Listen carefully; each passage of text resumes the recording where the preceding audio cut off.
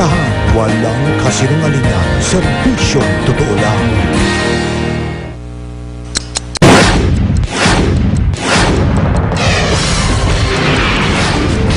Raymond Dominguez na umano'y lider na sindikatong nagtumba sa kardilan na si Benson Evangelista. Kinakanlong ng pulisya sa Camp Alejo Santos sa Malolos. Pero hindi siya arestado kundi nasa proteksyon lang ng mga pulis. Kapatid ni Dominguez na kasama umano sa mga operasyon ng sindikato. Inaasahang lalapit na rin sa pulisya. Posibleng pagkakasangkot ng ilang opisyal ng pulisya at LTO sa operasyon ng Carnapping Syndicate. Tinututukan. Iniinalang karnaper na aktuhang ng jab-jab ng kotse sa parking lot ng isang mall sa Quezon City. Recalibration at resealing ng metro ng taxi para sa dagdag pasahe. Sinimula na ng LTFRB. Ilang taxi operator na sumuong sa mahabang pila. Naubos ang pasensya? Presyo ng mga produktong petrolyo tataas na naman. Bus! Nag-layup sa Skyway. Taloy ng trapiko. Nagkabuhol-buhol. Exclusive. Sanglaan sa Makati. Niloban. Mga suspect. Tumakas sa pamamagitan ng isang manhole. Sanggol na isinilang na malitang daluyan ng dugo mula sa puso. Tagumpay na naoperahan. Kauna-unahan sa bansa. Sa Canada. Truck. Tumilapo na sumalpok sa konkretong harang. Pilipinang nagwagi sa prestiyosong modeling competition sa New York. Ano kaya ang plano sa napanalunang kontrata na nagkakalaga ng $250,000 o mahigit 11 million pesos? At Aljur Abrenica mapapanood na bilang Machete ngayong gabi.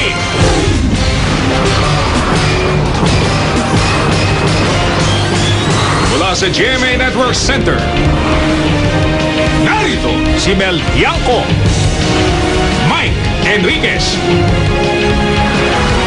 Ito ang 24 oras.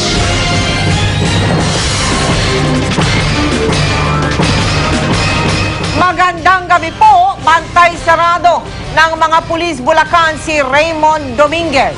Siya po yung tinuturong utak o mastermind ng isa pang suspect na si Alfred Mendiola kaugnay sa pagdukot at pagpaslang sa car traders na sina Emerson Lozano at Benson Evangelista. Kusang lumapit sa mga pulis si Dominguez para humingi ng proteksyon. Samantala, sa mga sandaling ito, binibiyay po siya patungong Quezon City para i-inquest.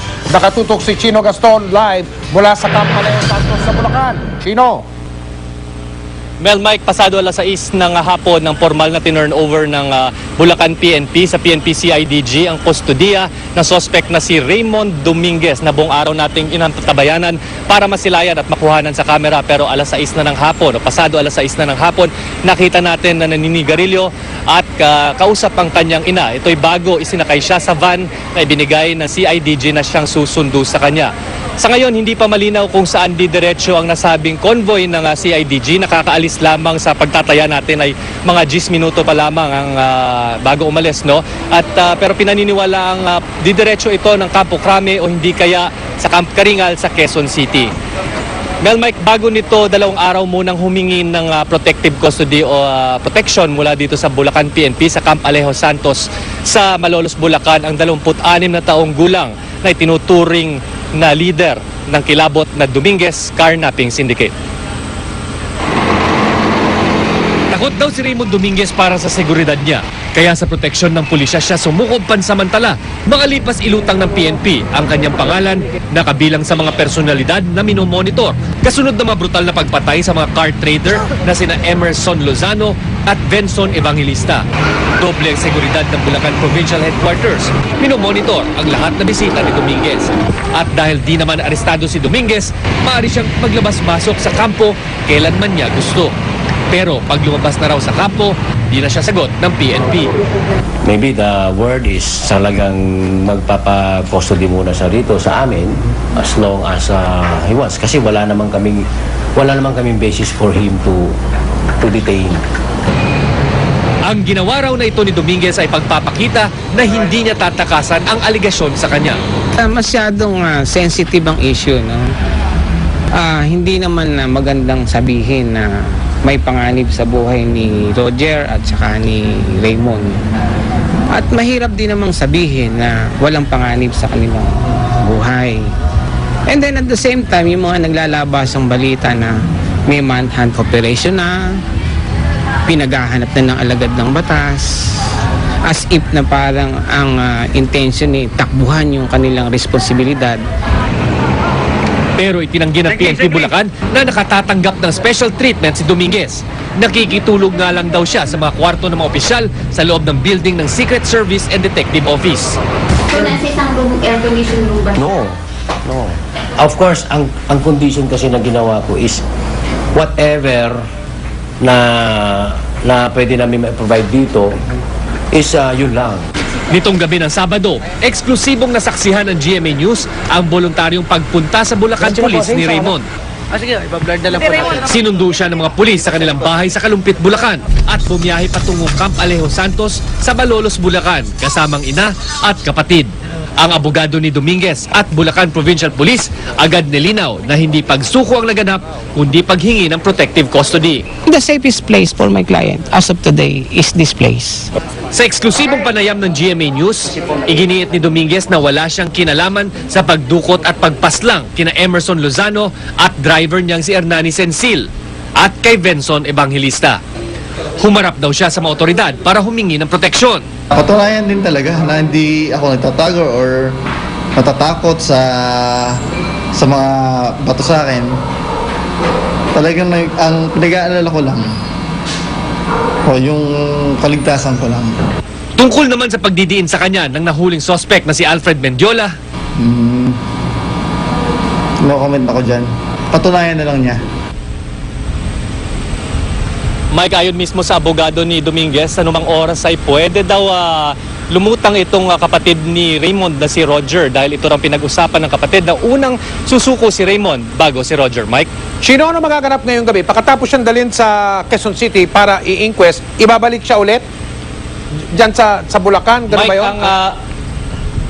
Mike, ang pagkakaintindi natin dito sa mga kawani ng CIDG na ating nakausap ay kukunin muna, formal na tinurn-over na sa PNP CIDG ang kustodiya ni Raymond Dominguez at inaasahang i-inquest daw ito mamayang gabi sa hindi pa natin nalalaman na office ng CIDG at doon naman nanatili sa kustodiya nga ng PNP sa Campo Crame o di kaya sa Camp Karingal. Kaya pagkatapos niyan na hindi na protective custody, ika nga ang tawag. Ganun ba yun? Chino, paano ba?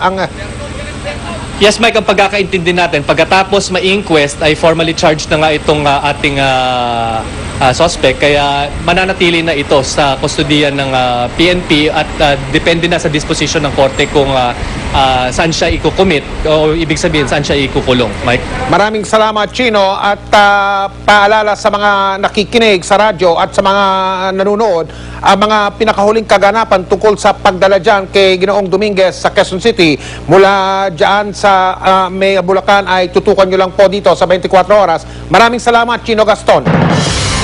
Nagsalita na po sa media si Alfred Mendiola. Siya yung nahuling suspect na nagdidiin sa magkapatid na Dominguez sa pagpatay kay Benson Evangelista. Siya rin ang susi sa pagsalakay sa umano'y safe house ng Dominguez Canaping Group kung saan may nakuhang mga ebidensya. Nakatutok si John Consulta, live mula sa Campo Oliva. John? Mike, narito nga pa rin sa Camp Oliva sa San Fernando, Pampanga, si Alfred Mendiola, ang isa sa mga suspect sa pagpatay umano kay Benson Evangelista na unang nahawakan ng mga pulis. Na-inquest na si Alfred Mendiola at isa pang suspect si Ferdinand Parulan nitong Sabado. Pinakakasuhan na sila ng murder at carnapping ng piskalya. Kanina, habang nasa kusodiya ng mga pulis dito sa Camp Olivas, nagsalita sa harap ng media si Mendiola. Siya raw ang itinurong bading na suspect na nagpakilalang Alan Torres. Siya raw ang nagkunwaring nakipagtransaksyon kay Benson Evangelista para bilhin ang binibentang Land Cruiser noong January 13. Kilala lamang. Alfred, bakit yung nga ba lumantad at ano ang gusto mong mensaheng sabihin sa lahat ng mga nanonood sa iyo ngayon? Hindi kinaya ng konsensya ko yung nangyari kay Benson Evangelista. Dahil ako po, aminado ako kung credibility ko ang tinatanong nyo. Estapador lang ako, hindi ako mamamatay tao.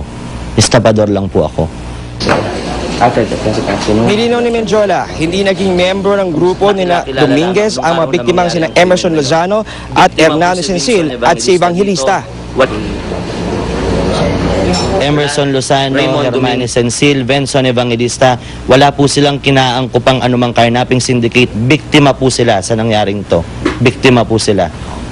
Maawa po tayo sa pamilya ng mga naiwan ni na Emerson, ni na Sensil, ni na Benson Evangelista. Inuulit ko po, biktima ang tatlong ito. Wala po silang carnapping syndicate na kinasasangkutan at hindi po sila legal na kakilala ng magkapatid na Dominguez. Raymond Dominguez. Kwento ni Menjola, nagkakilala sila ng mga magkakapatid na Roger at Raymond Dominguez sa loob ng Malolos Provincial Jail sa Bulacan. Patunay raw dito ang litratong ito na kuha sa loob ng compound ng Malolos Provincial Jail. At si Raymond Dominguez at artistang si Katrina Paula ang nagsilbing ermano at ermana sa isang okasyon. Itinanggi na noon ni Paula na may relasyon siya kay Dominguez. Wala rin daw siyang alam sa mga aktibidad nito. Sa huli, humingi ng tawad at pangunawa si Menjola sa pamilya ng mga naging biktima ng carnapping group at humingi ng dasal para sa katatagan sa kanyang nakakarap na laban. Gusto kong humingi ng tawad sa pamilya Evangelista, lalong-lalo na po sa mga naulila ni Vinson. Pero gusto ko rin pong klaruhin sa inyong lahat na ang partisipasyon ko sa krimen na ito, hanggang doon lang po sa mapapayag ko. Ang anak nyo, na-road test ang sasakyan. Maliban po doon, wala na. Hindi po ako ganong katinong tao. Nakulong din po ako sa mga kasong kinaharap ko before, pero sa pagkakataong pong ito, alam ko sa sarili ko at alam ng Diyos na nasa totoo ko. Mike, ayon nga sa itong kay Alfred Menjola sa ating sinimang one-on-one interview dito kay Menjola, ay sinabi nga niya na itong kanyang suot, itong bag na kanyang hawak ay ang mismong kanyang dala ng kanyang makaharap itong si Benson Evangelista. At sa mga darating na araw sa takdang panahon ay maglalabas pa raw siya ng mga karagdagang ebidensya para patunayan ang kanyang mga sinasabi. Mike? Maraming salamat, John Consulta. Laking gulat ng mga nakatira sa isang subdivision sa Pampanga sa iligal umanong aktibidad sa dalawang bahay doon na ginawa raw safe house ng kilabot na Dominguez Carnapping Syndicate. Nakatutok si Ivan Mayrina. Mismo nga mga lider ng Barangay San Jose sa San Fernando, Pampanga, batid na sa mata ng isang nagtatago. Magandang lokasyon ng Greenville Subdivision. May dalawa itong lagusan. Ang main gate, nakaumang sa Olongapo-Gapan Road. Ang gawing kanan palabas ng NLEX. Ang gawing kaliwa papuntang Olongapo at Bataan. Sa kabilang gate naman, may daang tumbok ang MacArthur Highway. Pwedeng pabulakan at pamaynila. At sa kabila, papuntang Angeles, Pampanga. At sa mismong tapat ng bahay na ito, talahiban ang harapan at marami ring kanto na pwedeng likuan. Pero laking gulat pa rin ng mga taga-barangay ang operasyon ng pulisya noong Biyernes. Dalawang bahay dito ang pinaniniwala ang nirentahan ng Dominguez Group.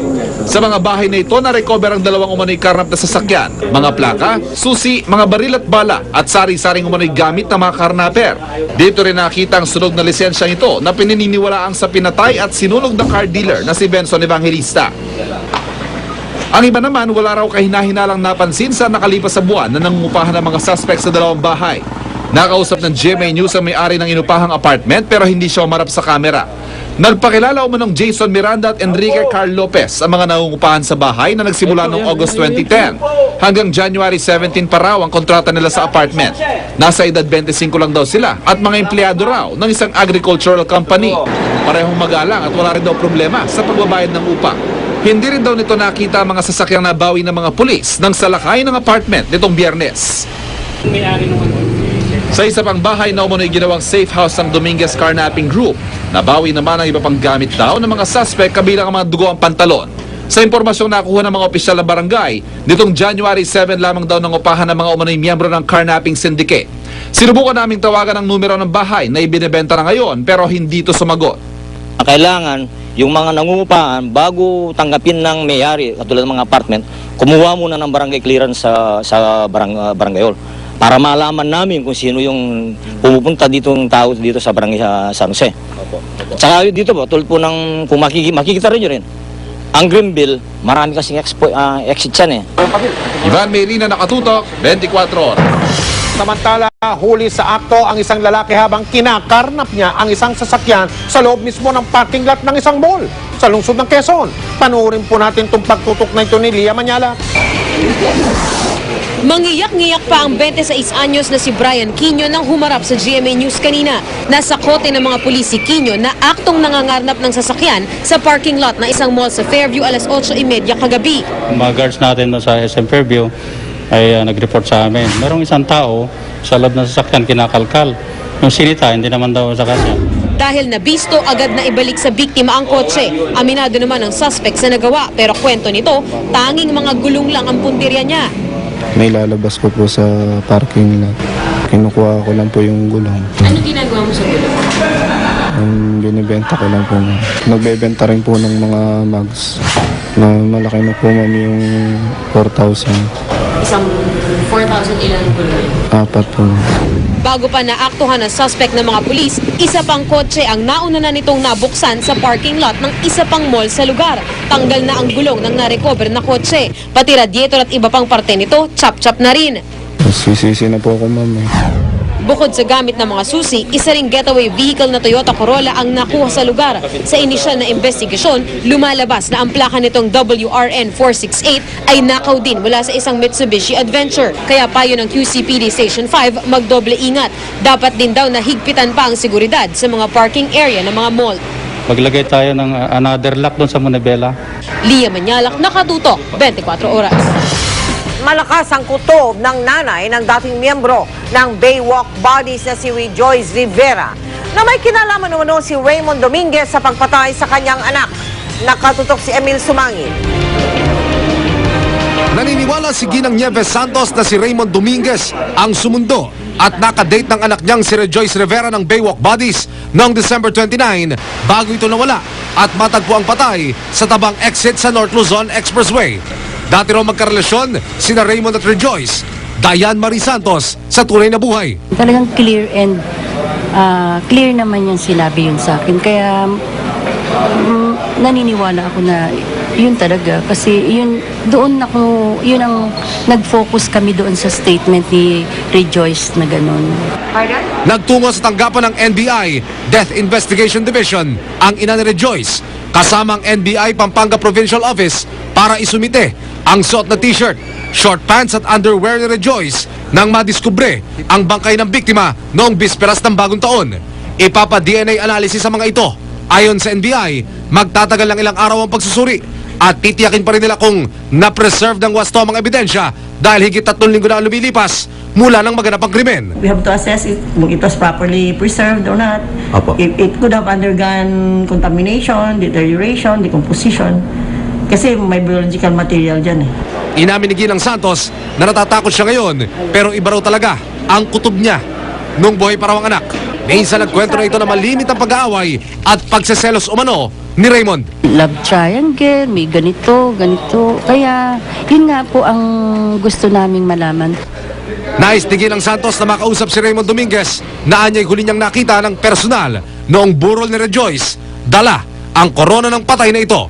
Emil Sumangil, nakatutok, 24 oras. Sinimula na ng LTFRB ang recalibration at resealing ng metro ng mga taxi para sa dagdag pasahe. Ang ilang operator na naginit ang ulo, saan nila ay magulong sistema. Nakatutok si Steve Dailisan. Hile-hilera mga taxi sa tapat ng tanggapan ng LTFRB sa East Avenue. Dito muna kasi ipinoproseso ng mga operator ang franchise evaluation, assessment at pagbabayad ng 1,110 pesos kada unit. Pabalik-balik ko kami dahil hindi maano pa yung sistema, yung kung saan pipila, magulo. Kaya yung oras nauubos. Kasi on the average, yun ang talaga naming regular na kasi meron tayong inspection resealing twice a year. So, yun ang capacity. They will have to understand. Matapos magbayad dito sa LTFRB office sa Royal Balintawak ang tuloy ng mga taxi. Hanggang 300 unit lang ang kayang i-calibrate at i-reseal ng LTFRB kada araw. Kulang daw kasi sila sa tao. Kaya gumawa ng schedule ang LTFRB. Uunahin muna mga may plakang natatapos sa 1 at 6. Saka isusunod ang iba pa hanggang sa May 25. Kaya may ibang taxi operator na sa katapusan pa ng Mayo makakapagpatupad ng dagdag singil. Tumataas ang gasolina, hindi naman lang bumababa eh. Naiiwan yung ibang taxi ko. Kailan pa i-calibrate yun? Kailan tataas ang Sana dapat. Dapat sana 1 and 2 tapos maliit lang ang gap ng panahon. Pinagsabay-sabay natin sila ngayon, yung rambulan. Palagay ko, di lalong mas mag-chaotic ang situation, mas lalong matatagalan yung iba. Sinubukan ng GMA News na bumiyahe mula sa Balintawak hanggang GMA Network para malaman kung magkanong itinaas sa pasahe. Ngayon ipinapatupad na ang 40 pesos na flag down rate at 3 pesos and 50 centavos para sa kada 300 metro ng biyahe. Para kayo makasiguro na calibrated at resealed na yung inyong taxing sasakyan, hanapin muna yung sticker ng LTFRB na nakadikit dito sa labas ng windshield. Meron din yung sticker ang BIR dito sa pinakagawing kanan ng windshield. Titingnan nyo rin syempre itong metro, dapat ho selyado yan. Bago kayo bumaba ng taxi, hingin nyo muna yung resibo. Dito nakasaad kung gaano yung layo ng inyong ibinyahe at yung eksaktong halaga na inyong babayaran. Ayon sa taxi driver na si Darwin, baka hindi rin sila makikinabang sa taas pasahe. Pareho lang sa dati ang mangyayari kasi tumaas ang gasolina, tumaas din ang boundary, ganun pa rin. Ano pong pangalan natin? Sige. Yun. Pwede na ba itong punitin? Yun. Yung dating 80 pesos na pasahe mula sa Balintawak hanggang dito sa GMA, eto 110 pesos na para sa 5.78 kilometers. Mga 30 pesos din yung itinaas. Bukas ang LTFRB hotline na text line para sa sumbong ng mga commuter. Steve Dailisa, nakatutok, 24 oras. Kaligtasan mo sa Alerto 24. Nagkaroon ng gulo sa lungsod ng Valenzuela kagabi. Inabutan ng isang grupo ng mga nagbumotorsiklo ang sasakyang tumakbo umano matapos silang sagiin. Si Tricia Zafra, naka-Alerto 24, eksklusibo. Di sinasadyang mag-stop over sa presinto ng Valenzuela City ang mga motorcycle rider na ito matapos masangkot sa gulo. Binabagtas nila MacArthur Highway bandang hating gabi nang sagiin umano ng isang AUV ang isa nilang kasama. Tumbaraw agad sa kalsada si Saad Abdullah pero imbis na huminto, tinakbuhan sila ng AUV. Nang maabutan ng sasakyan sa Melinta exit, sumiklab ang gulo. Bigla lang binuksan ng pinto. Sabi nila, anong gusto ninyo? Pagbaba naman, lumaban sila, bigla kaming sununtok. Tapos bigla akong inampas ng bato. Nahihilo po ako ngayon.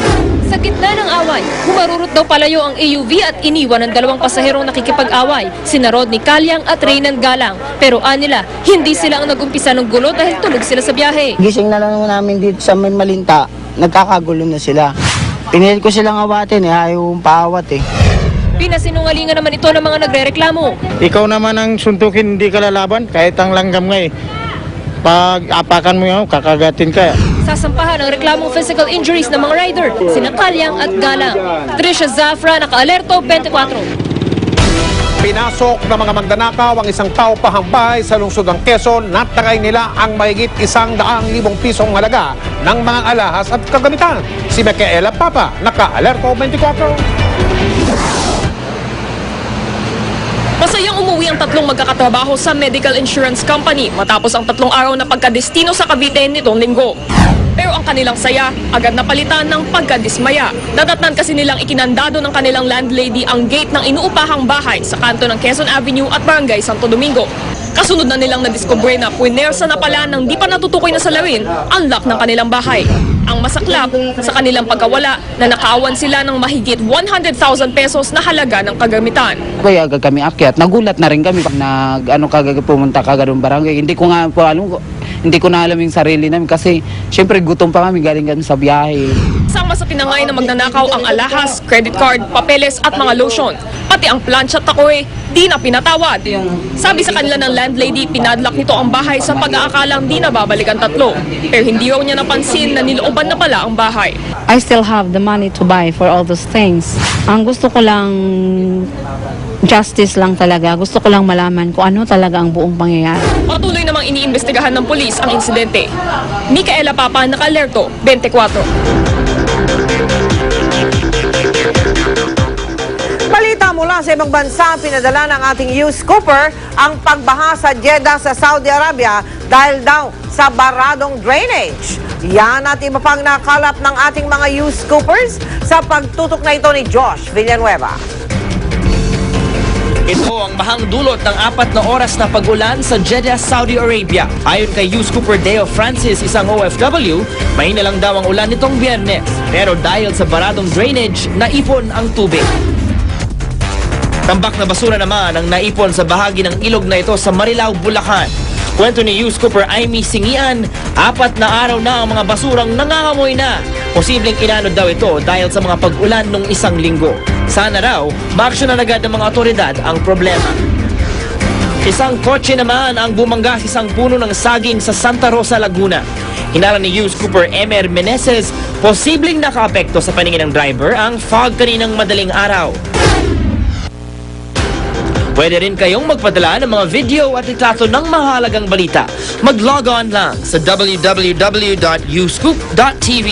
Para naman magpadala ng text o MMS, i-text ng scoop, space, message, space, ang inyong pangalan at address, at ipadala sa 4627. Paalala lang po sa ating mga Youth Scooper, yun lamang pong mga video at litrato na pagmamayari nyo mismo ang ipadala sa amin.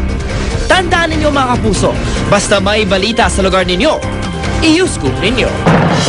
May tuturing suki na ng mga pulis ang grupo ni Raymond Dominguez kasi makailang beses na raw silang naaresto, yung mga miyembro ng grupo niyan, sa iba't ibang kaso pero sadya raw silang madulas.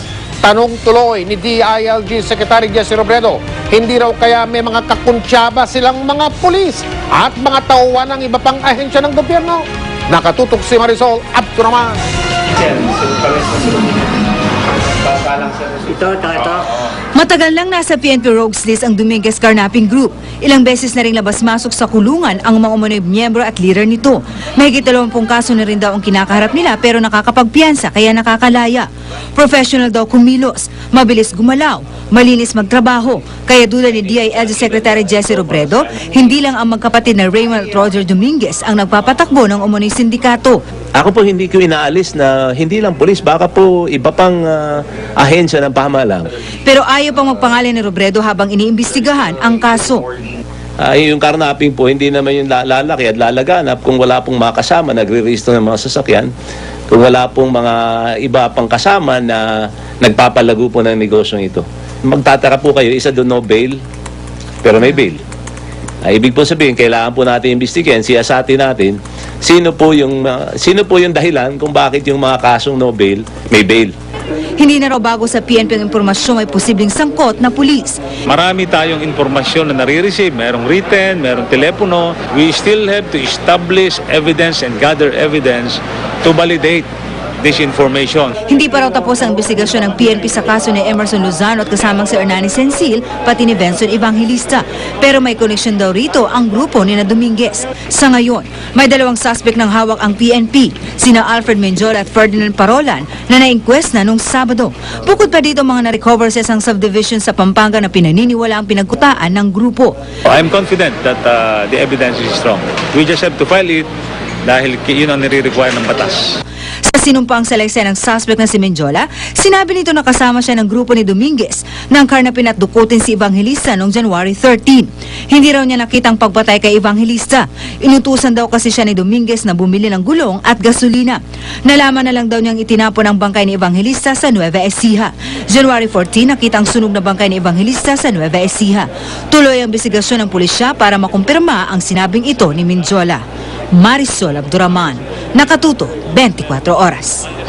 Samantala, umalma ang Land Transportation Office sa pahayag na yan ni DILG Secretary Jesse Robredo na posibleng may kasabwat ang grupong Dominguez sa mga ibang taong mga gobyerno na nag-aayos ng rehistro ng mga nakaw na mga sasakyan.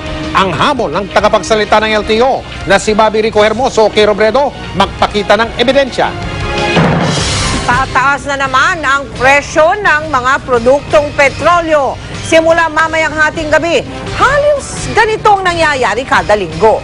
Binubulaga ang mga motorista ng mas mahal na krudo. Nakatutok si Bernadette Reyes. Bago gumarahay, mamaya dadaan daw sa gasolinahan si PJ Paglinawan para magpakarga ng diesel. Muli na naman kasing tataas ang presyo ng petrolyo. Ngayon talaga wala na kaming kinikita kasi 7 lang yung pamasahe namin, taas na ng krudo. Una na nag-anunsyo ang Shell. Simula mamayang hating gabi, piso na naman ang madadagdag sa kada litro ng diesel. 75 centavos sa kerosene at 50 centavos sa gasolina. Ang PTT, piso rin ang itataas sa diesel, 50 centimos sa gasolina. Pero hindi raw magtataas ang presyo ng kanilang kerosene. Ayon sa DOE, patuloy daw ang pagtaas ng presyo sa pandaigdigang merkado kung saan umaangkat na petrolyo ang oil companies. Kami naman ho sa Department of Energy, kung hindi ho sila naayon sa aming kalkulasyon, ay itatawagin namin ang pansin nila. Ito na ang ikatlong oil price hike ngayong taon. Sa Pebrero, posibleng magpatuloy pa ang pagtaas ng presyo dahil sa pagmahal ng biodiesel, sangkap na hinahalo sa petrolyo para makatulong sa malinis na kalikasan. Dismayado na ang grupong Piston sa sunod-sunod na pagtaas ng presyo ng petrolyo. Kaya bukas, magsasagawa raw sila ng kilos protesta sa tanggapan ng mga oil companies. Sa nating hilingin na sa gobyerno, particular kay Pangulong Noynoy Aquino, na makialam na directly, mag-create ng isang body talaga na at least mare-represent din yung mga consumers, yung transport groups, tapos yung mga experts. Ngayong sunod-sunod ang pagtaas ng presyo ng produktong petrolyo, umaasa ang mga transport group na maaprubahan na ang dagdag singil sa pasahe at may pagkakaloob na rin ang diskwento sa diesel para sa mga pampublikong sasakyan. Piso kada litro ng diesel ang maaaring madiskwento ng mga jeepney driver sa sandaling matuloy ang discount card program ng Shell at Petron. Habang hindi pa ito naipapatupad, makikiusap daw ang Pilipinas sa Organization of Petroleum Exporting Countries sa International Energy Forum na dagdagan ang produksyon ng petrolyo sa gitna ng lumalakas na ekonomiya ng ibang bansa. Kapag yung demand mo tumataas, para ma-maintain mo yung presyo, kailangan yung supply sumasabay. No? So, hinihiling po lahat ng mga bansa ho na natatamaan na sana ang OPEC magtaas naman sila ng produksyon. No? Bernadette Reyes, nakatutok, 24 oras.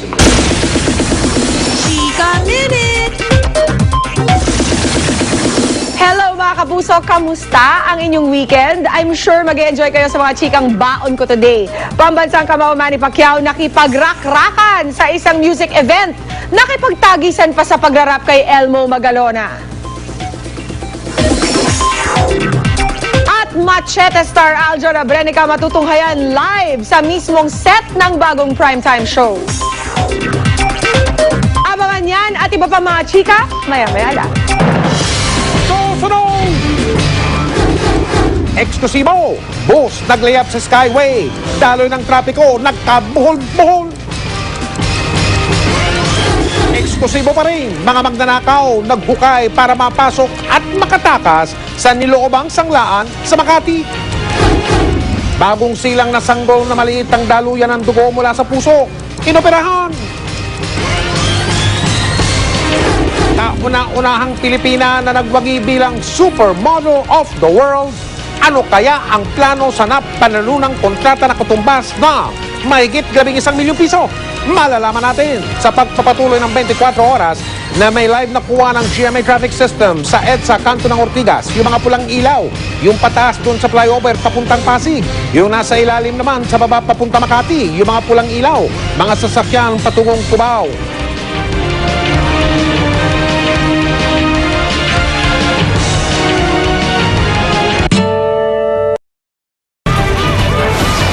Nagkabuhol-buhol ang daloy ng trapiko sa Skyway sa may bandang Taguig. Kaninang umaga po ito. At yan ay matapos magliyab ang isang pampasayrong bus. Kuwang-kuwa po sa video ang nangyari. Narito ang pagbabalik ni John Consulta, naka-alerto 24. Agad nagbabaan ang 43 pasahero ng Ceres bus na ito na may plakang DXU 470 pasado alas 7 kaninang umaga. Matapos mapansin ng ilang pasahero ang usok mula sa likurang bahagi ng pampasaherong bus na may biyaheng Batangas-Maynila habang binabaybay ang northbound lane ng Skyway. Sa cellphone video na kuha ni Engineer Reden Urnos, isa sa mga pasahero, kita ang pagkatangka ng driver at konduktor ng bus na patayin ang usok gamit ang kanilang fire extinguisher. Pero sa halip na humupa, biglang lumaki ang apoy at mabilis na kumalat sa loob ng bus.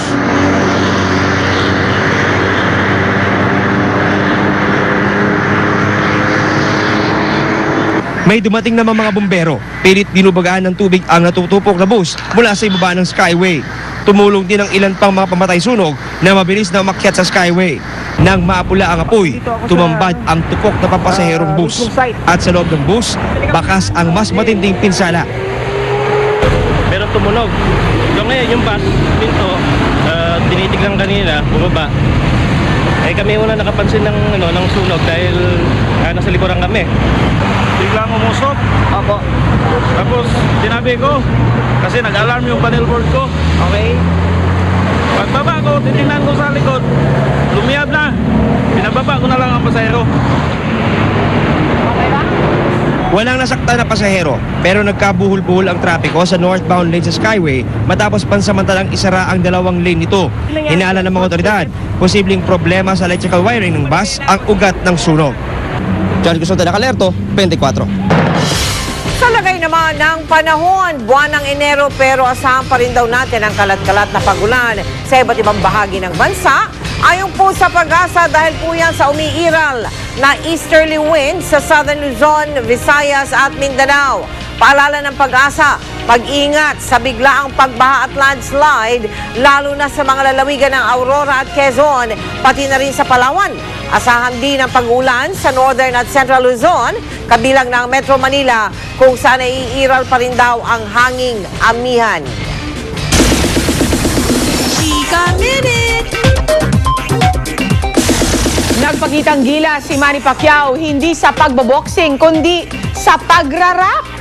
At si Pacman pa mismo ang nagturo ng irarap ng anak ni Francis M. na si Elmo. Yan ang chika ni Lars Santiago. Sa waiting room ng isang rock event, nagkita si Manny Pacquiao at ang partner niya sa tattoo shop na binuksan nila sa Los Angeles, California na si Chris Garcia. Si Chris ang Pinoy na tattoo artist ng maraming Hollywood stars tulad ni teen superstar Miley Cyrus. Pagbalik ko sa LA, magpapatato ako ng panther dito sa kamay ko. Kanina napag-usapan namin, kaya naghahanda na ako, magsisimula na ako mag-workout tsaka magpagaling para talagang lahat ng pinakamagandang gawa ko ilalagay ko sa kanya.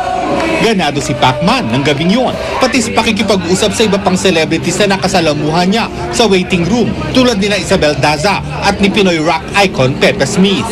Pagdating sa entablado, ipinakita ni Manny na kaya rin niyang makipagsabayan. Nilapitan din si Manny ng magkapatid na Elmo at Saab Magalona para magpasalamat dahil ang gabi ay pagbibigay-pugay rin sa kanilang amang si Francis Magalona. Sabi pa ni Elmo, gusto raw sana niyang makasama si Manny sa isang number pero hindi niya alam ang kanta. Hindi ko alam yung song eh. Yung song ni Papa. Yung, di ba may kanta kayong dalawa? Agad namang bumanat si Manny at itinuro ang kanta kay Elmo para makasabay ito sa kanya sa performance. Bandila ng Pilipinas, sabay-sabay itaas. Pag dalawang persa ang nagsanib, lalo pang lalakas.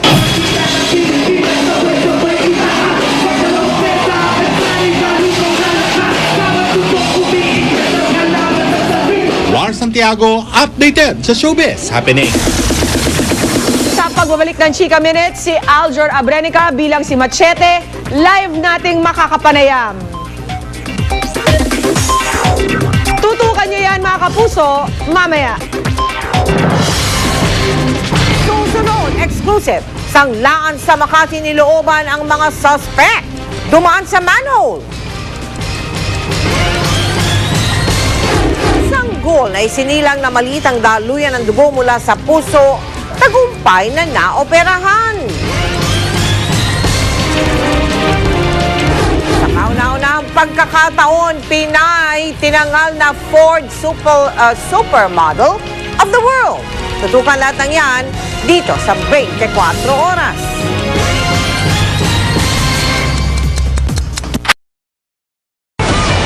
Meron pong isang sanlaan sa lungsod ng Makati na nilooban. Ganito pong ginawa ng mga suspect.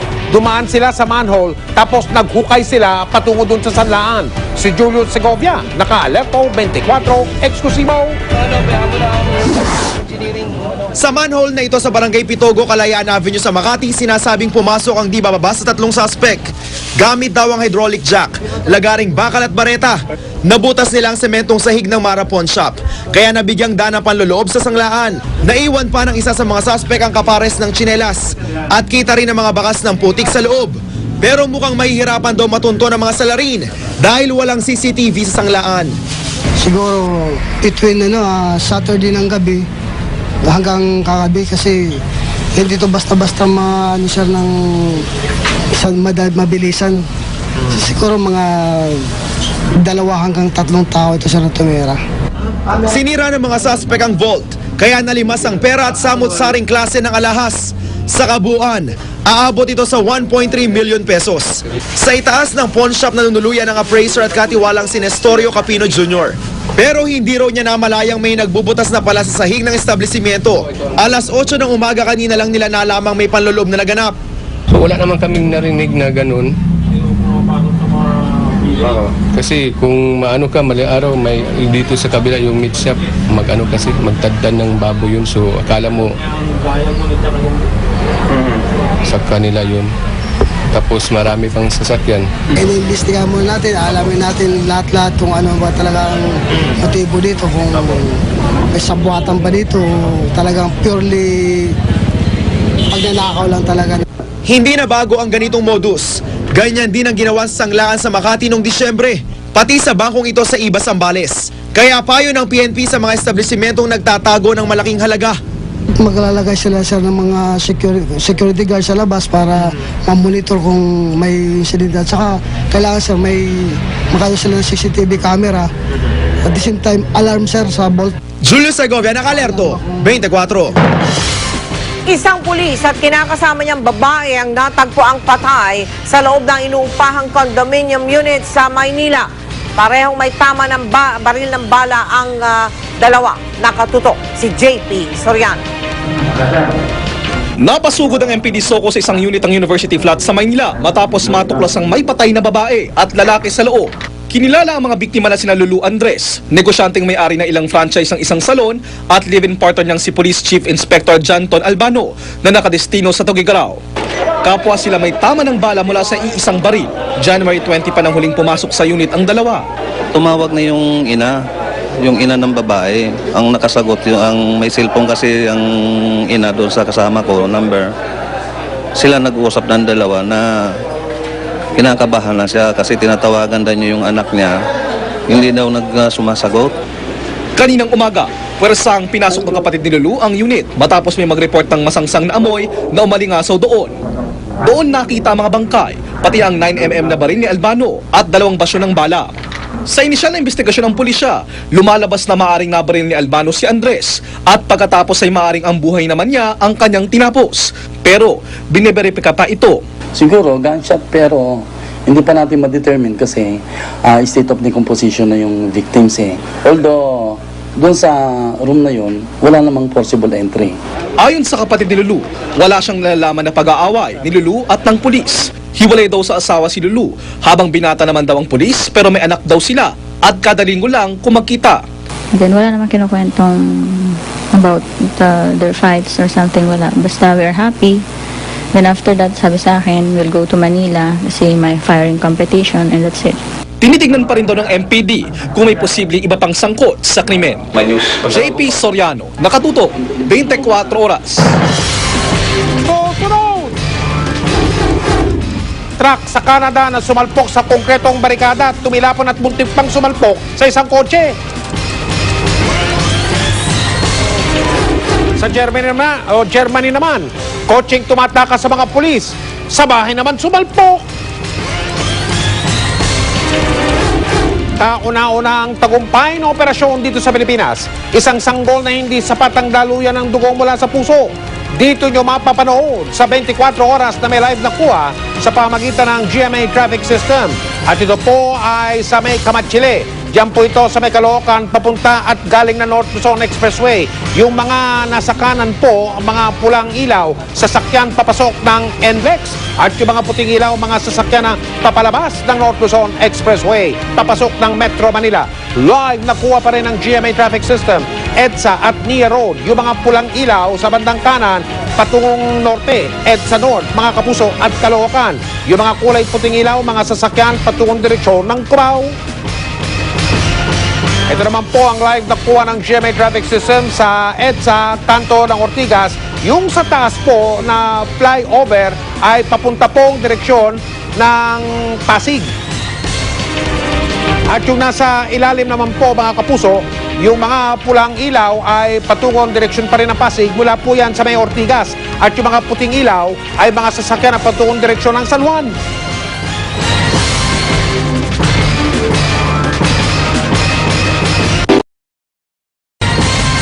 Pambansang Canada, kitang-kita ang pagtilapo ng isang truck matapos itong sumalpok sa konkretong harang.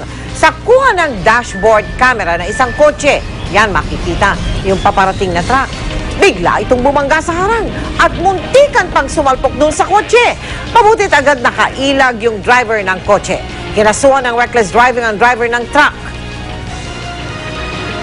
Sa Germany naman, isang kotse ang sumalpok sa isang bahay. Wasak ang bahagi ng sala nito na wala ng controlling driver nang tumakas pala siya sa traffic inspection. Isinugod siya agad sa hospital. Isang isang sanggol ang isinilang na may maselang kondisyon. Maliit po ang daluyan ng dugo mula sa kanyang puso. Hindi sapat para makapagdala ng dugo sa iba't ibang bahagi ng kanyang katawan. Pero sa pamagitan ng maselang operasyon, nadugtungan ang buhay ng munting anghel. Kauna-unahan po yan sa Pilipinas. Tinutukan niya ni Rauna Crisostomo. Sa bawat tibok ng puso ng sanggol na si Amber Calian, nabubuhay ang pag-asa ni Michelle Junicio na lalaking masigla ang kanyang panganay. May hypoplastic left heart syndrome si Amber. Ibig sabihin, maliit ang kaliwang chamber ng kanyang puso at di sapat ang laki para magbomba ng dugo sa katawan. Nasa tiyan pa lang ni Michelle si Amber nang madiagnose ang sakit ng sanggol. Sobrang bigat sa akin nun. Parang isipin mo yung dinadala mo. Parang alam mo na paglabas niya, parang mawawala rin. So, ang hirap talaga. Kaya nitong nakaraang Lunes sa ika-5 araw sa mundo ni Amber, isinailalim na siya sa operasyon. Sa pamamagitan ng hybrid palliation surgery, nagawa ng paraan na madaluyan ng sapat na dugo ang katawan ng sanggol. Ang kanang chamber ng puso na nagbobomba ng dugo sa baga, ginamit din para magdala ng dugo sa kanyang katawan. Ni-reroute namin yung dugo para yung isang chamber ng heart na mas malaki ay yun ang magiging chamber na magsusupport, magbibigay ng circulation sa katawan. It's a combination of surgery and non-surgery. To be more exact, we call it interventional. Interventional means you use catheter to do what you have to do. Matapos ang surgery, unti-unting gumaganda ang vital signs ni Amber. Tagumpay ang operasyon na naisagawa sa bansa sa kauna-unahang pagkakataon. Not only is that an achievement for us doctors and for the hospital, diba, but it's also an achievement for our society, our country, that we can show that that we are able to do these kinds of operations with some success, and it opens the doors to future operations because in essence, we can now treat this disease. Diba? When before, there was no treatment for this disease in our country. At nitong linggo, sa kauna-unahang pagkakataon din, nabuhat ni Michelle si Amber. Sobrang blessed, kasi ang dami nagdadasal talaga for feeling namin kaya rin siya talagang nag-survive kasi talagang everyone's praying for her talaga. Dami nagmamahal sa kanya. Isa sa ilalim pa sa 2 operasyon si Amber para tuluyang maiayos ang problema sa kanyang puso. Rauna Crisostomo, nakatutok 24 oras. Si Mel Tiangco, ang inyong kapusong totoo. Dati tuwing birthday ko ay tinataon ang bloodletting project ng GMA Kapuso Foundation. Kalaunan po, naging 2 beses sa isang taon. Ang proyektong kung tawagin namin ay Sagip Dugtong Buhay. Ang una, ginaganap bago mag-Valentine's Day. At ang pangalawa nga ay tuwing Agosto sa pagdiriwang ng aking birthday. Ngayon papalapit na ang buwan ng Pebrero. Muli po kaming umihiling ng inyong donasyong dugo para sa mga nangangailangan. Sa hematology ward namin dinatna ng 4 na taong gulang na si Kurt Franklin. Matamlay, namumutla, nakikipaglaban sa sakit na leukemia. Importante sa tulad niya ang regular na masalina ng dugo. Medyo nahihirapan kami na patasin yung blood parameters niya. Kaya importante talaga na masalinan talaga siya ng dugo. Wala ang ina ni Kurt nang amin siyang dalawin. Naghahanap ng mapagkukunan ng isasali na dugo para sa anak. Minsan wala kang may mahanap na donor. Ang hirap kasi maghanap po ng donor. So, hindi po kami nakakaano ng fresh whole blood. Ngayon nahihirapan kami na makakuha ng mga blood products na yun kasi nagkakaubusan na. Isa lang si Kurt sa libu-libong Pinoy na umaasa sa supply ng dugo para madugtungan ang buhay. Ayon sa Philippine National Red Cross, nangangailangan ng bansa ng 2,000 bag ng dugo araw-araw. Pangangailangan sa dugo para sa mga sakit tulad ng leukemia at dengue na hirap mapunuan dahil sa kakapusan ng supply. Si Kathleen, nakakatatlong beses nang nag-donate ng dugo. Isa siya sa mga suki na blood donor tuwing may bloodletting activity sa GMA Network. Kahit takot sa hiringgilya, pilit niya itong nilalabanan dahil mahalaga ang bawat patak ng dugo na kanyang iniaalay. Masarap din ang feeling na nakakapagbigay ka nakakapagpahaba ka ng buhay ng isang tao at the same time. At yun, sa health benefits din. At hindi raw magsasawa si Kathleen na mag-donate ng dugo para sa mga tulad ni Kurt. Huwag silang matakot sa syringe, huwag silang matakot mag-donate ng blood kasi hindi nila alam kung sino at yung taong pwede pa nilang matulungan dun sa simple gift of life na pwede nilang ibigay. At heto na po ang pagkakataon para kayo naman ay maging blood donor. Sa buwan ng Pebrero, magkakaroon po tayo muli ng Sagip Dugtong Buhay. Kung kayo ay may edad 18 hanggang 65, ang timbang ninyo ay hindi bababa sa 50 kilo o kaya naman ay 110 pounds, hindi kayo anemic at hindi rin kayo high blood, magkita-kita po tayo sa dating tagpuan sa Evergotesco Mall Activity Center sa Commonwealth sa Quezon City.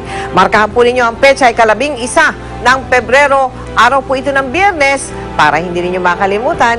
Kung kayo po ay may katanungan tungkol sa project na ito, tumawag lamang sa aming tanggapan. Susunod! Eksklusibo, pulis na nakuna ng video habang nagsasyabu, nagpa-interview, itinangging gumagamit siya ng droga. Pasa na kami ng counter dito.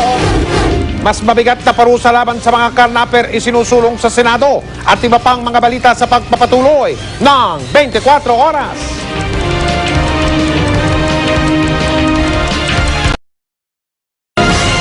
Isinusulong po ngayon sa Senado ang pagpapataw ng mas mabigat na parusa laban sa mga karnaper. At yan ay matapos ang sunod-sunod na malalagim na insidente ng karnaping sa bansa. Nakatutok si Ruth Cabal.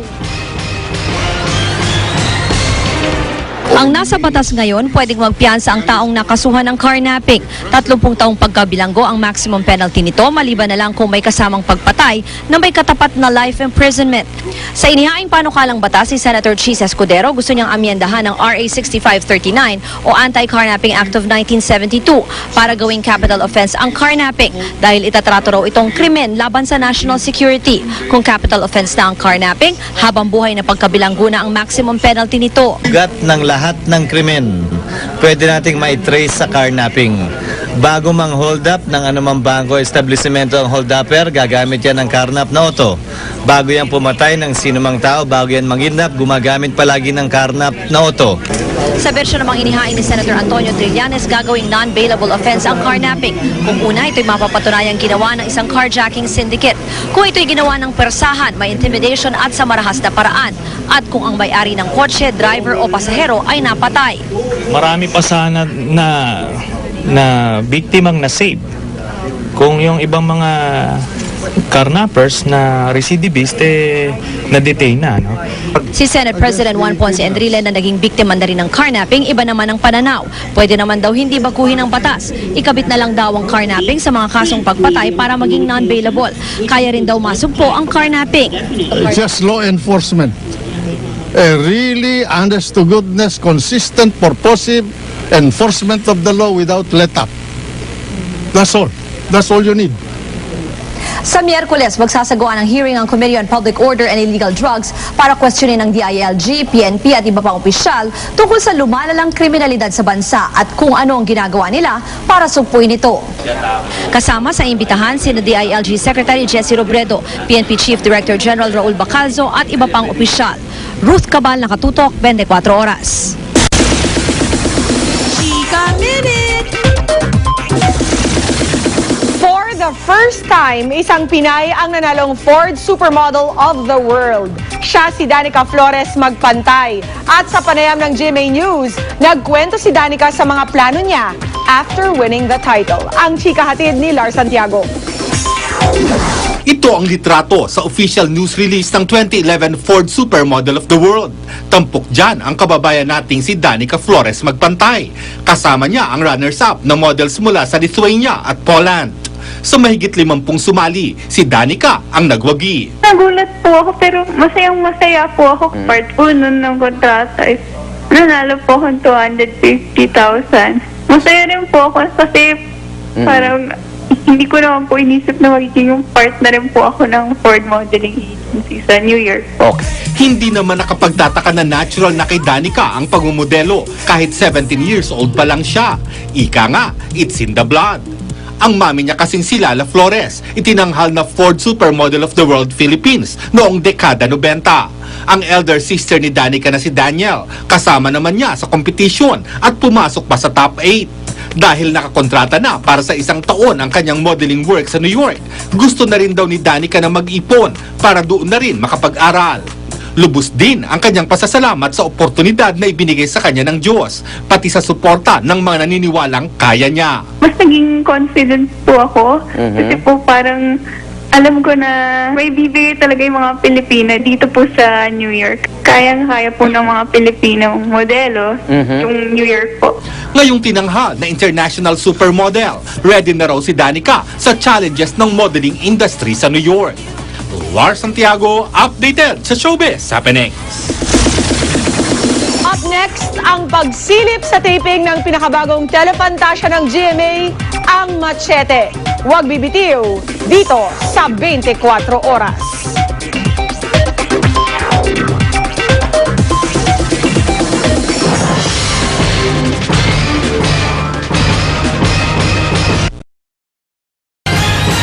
Mga kapuso, nagsuminiti na po o nagbigay na po ng tinatawag na counter affidavit yung dalawang pulis na naaktuhan sa video ng programang investigador na nagsasyabu sa kanilang pahayag. Sinabi nila na hindi raw sila gumagamit ng droga at binili lang daw ng programang investigador yung video na aming ipinalabas.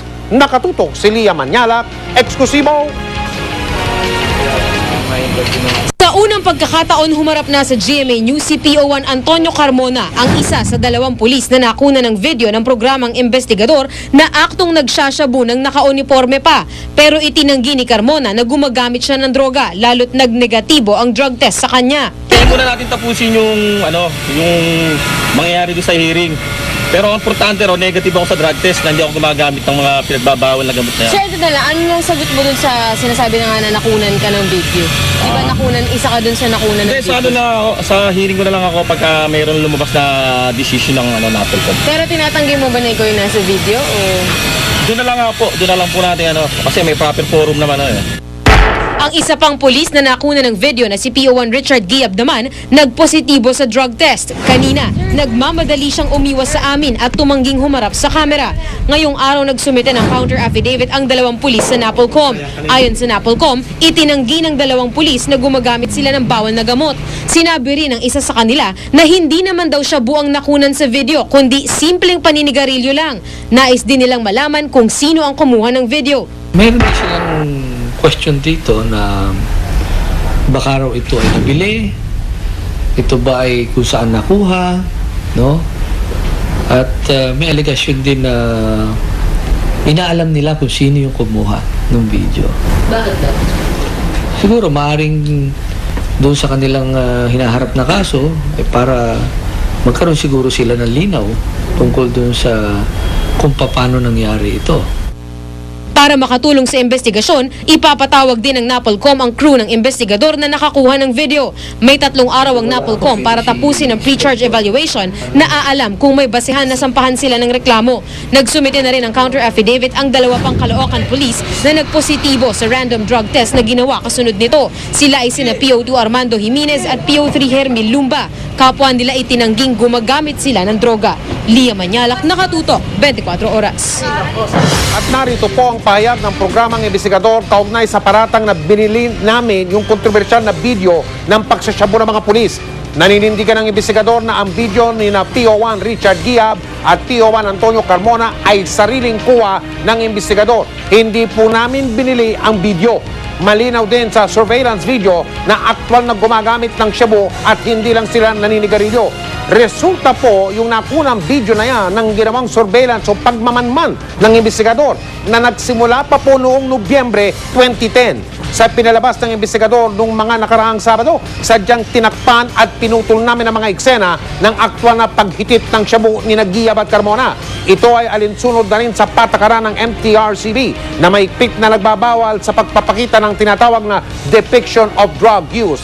Katunayan, napanood ang kabuuang surveillance video na yan ng Napolcom at yan ay nagresulta sa pagsasagawa nila ng surpresang pag-iinspeksyon. Handa ang investigador na magbigay ng karagdagang impormasyon kung kinakailangan sa formal na investigasyon at sa paglilitis hinggil sa kaso ng mga nabanggit na pulis. Mula sa kampo ng pulisya sa Bulacan, nasa Quezon City Hall of Justice na si Raymond Dominguez para siya sumailalim sa inquest proceedings. Nakatutok doon live si Maris Umali. Maris. Bandang 7:20 nga ngayong gabi na dumating dito sa Quezon City Hall of Justice ang carnapping at murder suspect na si Raymond Dominguez para isailalim sa inquest proceedings. Todo gwardyado siya ng napakaraming pulis mula sa Quezon City Police District at CIDG. Bagamat maaliwala sa mukha, halatang di mapakali, nakita sa patuloy na paggalaw ng kanyang mga hita. Nakaposa si Dominguez nang siya'y dalhin dito. Sa inquest proceedings, malalaman ang partikular na kasong isasampa laban sa suspect na si Dominguez base sa rekomendasyon ng piskal. Hindi agad nakapagsimula ang inquest proceedings dahil hinintay pa ang pagdating ni Assistant City Prosecutor Sullivan Usman na nauna na umuwi kanina. Ayon kay QCPD Chief Benhardy Mantele, kasong kidnapping with homicide at carnapping ang isinampa ng pulisya pero depende pa raw ito sa magiging rekomendasyon ng piskal. Kasama niya ang abogadong si Raymond Palad na hiningan daw ng tulong ni Dominguez. Kine-question ni Palad ang inquest proceedings kung saan isinasailalim ngayon si Dominguez. Hindi, we find it parang highly irregular. Para sabihin mo na under inquest ka. Hindi tama eh. Hindi tama. Well, yung inquest kasi immediately after the commission of the crime. So let's say may rape, nahuli mo 24 hours, hinabol mo, kasuha mo agad inquest. Ang nangyari dito, kung re-reviewin mo, napakarami ng interview, second week pa lang ng January. So how would you say na inquest to? Eh hindi naman immediately after the commission of the crime. How do you call it? Ayon pa kay Attorney Palad, hindi na siya under protective custody ng pulisya dahil tinuturing na nga siyang arestado at isa ng suspect. At as soon as maaprubahan, Mel, ang rekomendasyon ng piskal ng Chief Inquest ay maaari na siyang sampahan ng kaso at magsisimula na rin ang pagdinig sa korte. Mel, patuloy tayo mag-antabay dito sa Quezon City Hall of Justice para sa pinakasariwang balita kaugnay nga sa isinasagawang inquest proceedings kay Dominguez. Mel? Maraming salamat sa iyo, Maris Umali. Isa pong radio broadcaster sa Palawan ang patay matapos siyang barilin sa ulo. Nagsusukat ng sapatos si Dr. Jerry Ortega sa isang ukay-ukay sa lungsod ng Puerto Princesa. Nang bigla siyang barilin kaninang umaga. Dead on the spot si Ortega. Agad namang nadakip ng mga polis ang suspect na kinilalang si Marlon Dicamata de Chavez alias Marvin Alcaraz. Nakuha sa kanya ang isang kalibre 45 baril pati na mga bala. Tinutugis na ng mga otoridad ang isa pa umanong suspect na kasama. Inaalam pa natin kung sino pong ano ang dahilan at binar niya si Doc Jerry. Wala pa kung motibo nakikita? Wala pa. Hindi po na natin pinapakausap sa ngayon dahil pinag-iingatan natin mabuti ang taong ito. Chika Minute! Ngayong gabi na ang pilot episode ng pinakabagong telefantasya ng GMA, ang Machete, starring Alger Abrenica. Kamustahin natin si Alger live mula sa set ng Machete sa Scout Borromeo sa Quezon City. Hi, Alger! Hi, Pia. Magandang gabi po sa inyo, sa lahat na nanonood. Magandang gabi po. Giniginaw naman ako sa wala mong suot ngayong gabi. How do you feel ngayong ilang oras na lang ay ipapalabas ng Machete? Katunayan po, Ate Pia, sobrang excited na po ako. Hindi lang po ako, kundi lahat ng mga cast ng Machete and staff and members po. Dahil sobrang pinaghirapan po talaga namin. On my part, everyday po ako nag-gym, nagsuswimming pa po ako. Talagang lahat ng kinakailangan gawin para mapaganda yung Machete.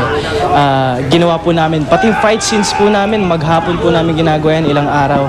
At sa direction po ni Don Michael Perez at Direk Gina Alahar, lahat po ng pinakamagagandang shot talagang ginagawa po namin para masatisfy po lahat ng manonood. Alam mo, Alger, dahil sa hubog ng katawan mo ngayon, kahit na si Mike Enriquez ay sinusunod na ang machete diet mo. Nako. Maghanda ka pag pinakita niya ang kanyang machete body sa'yo. Nakakatuwa naman po marinigan natin Pia. Pero Alger, alam mo naman na ilang versions na ng machete ang nagawa in the past.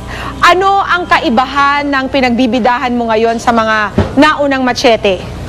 Kumbaga po, Pia, sa machete na mapapanood po nila ngayon, nag-evolve na si Machete. Kung noon po ay mahaba po ang buhok ni Machete, ngayon short hair na po na medyo semi-calvo.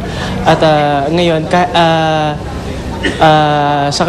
sensual na siya, at the same time, mas magko-concentrate po tayo sa love story ni Machete at Aguinaya. Speaking of love story, alam naming napapaligiran ka ng nagagandahang mga babae dyan sa Machete. Nandyan si Bella Padilla, si Raisa Senon, si Gwen Zamora. Sino ba talaga sa kanila ang pinakamalapit na sa puso mo? Actually po, Ate Pia, lahat po sila malalapit sa puso ko. Lahat po sila malalapit. Kailangan isa lang. Talaga? Ang pinakamalapit po sa puso ko dito si Ate Nieva, yung EP po namin. Yung alin? Si Ate Nieva, EP po namin. Yung inyong executive producer? Opo. At si ma-share ko rin po si Raisa Senon, nagda-diet na rin. Oo nga talagang pinaghahandaan po talaga namin lahat ng aming makakaya para mapaganda itong Machete. Well, we can't wait to watch it, Alger. Maraming salamat sa oras mo ngayong gabi and we wish you good luck. Maraming salamat din po Ate Pia at sa 24 oras sa magandang oportunidad na makapag-plug ngayon. Abangan niyo po ang Machete after Dwarfina. Maraming salamat po. God bless. Thanks, Alger. Mag-t-shirt ka na ha. Yeah po. Mga sipunin ka pa eh. At yan po ang Chika Minute ngayong araw. Tutukuli bukas for the hottest in showbiz. Ako po si Pia Guanyo. Mel, Mike ha, yung machete body mo. Salamat, Pia. Machete body? Tama na, okay. Tuminga ka na. At yan po mga balitang aming tinutukan sa nakalipas sa 24 oras. Maraming salamat sa inyong pagtitiwala mula sa tahanan ng katotohanan. Ako po si Mel Tiangco. Ako po si Mike Enriquez. Ito ang GMA. Walang kinikilingan, walang pinoprotektahan, walang kasinungalingan. Walang bahid politika. Serbisyong totoo lamang. At dahil hindi natutulog ang balita, Nakatutok kami 24 oras.